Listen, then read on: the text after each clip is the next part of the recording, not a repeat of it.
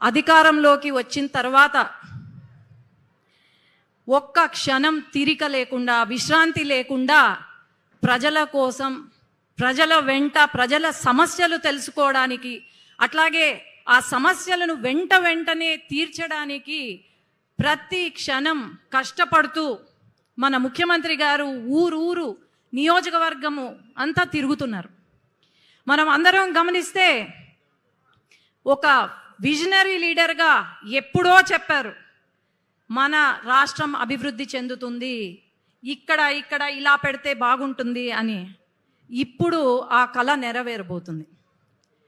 మనము మన కోసం మన ముఖ్యమంత్రి గారు ఎన్నో అవమానాలు భరించారు, ఎన్నో కష్టాలు, ఎన్నో నష్టాలు ఎదుర్కొన్నారు.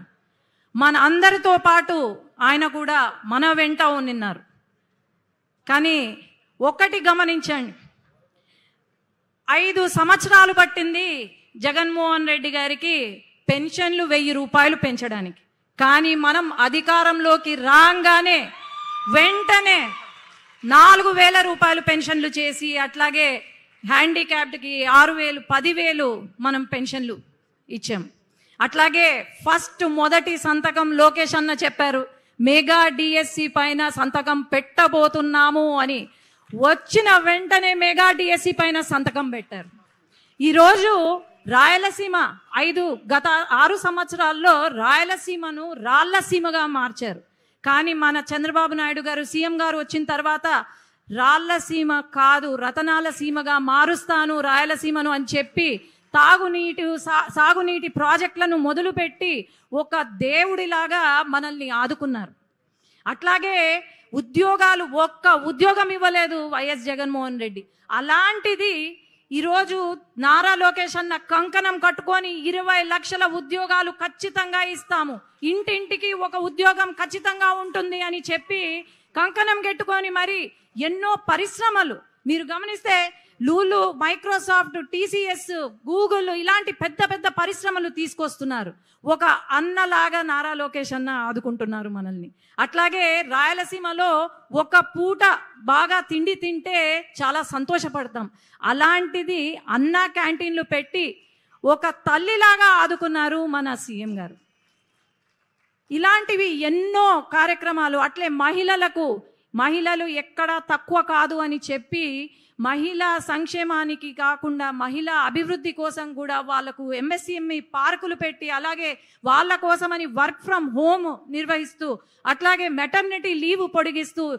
చిన్న ఉదాహరణ, ఒక మహిళా ఎంపీ అయిన నేను సంవత్సరం లోపల యునైటెడ్ నేషన్స్కి పంపించారు నన్ను, అట్లాగే ఆస్ట్రేలియా పార్లమెంట్కి పంపించారు. అంటే మహిళల పైన ఎంత దృఢ సంకల్పం ఉందో ఆలోచన చేద్దాం.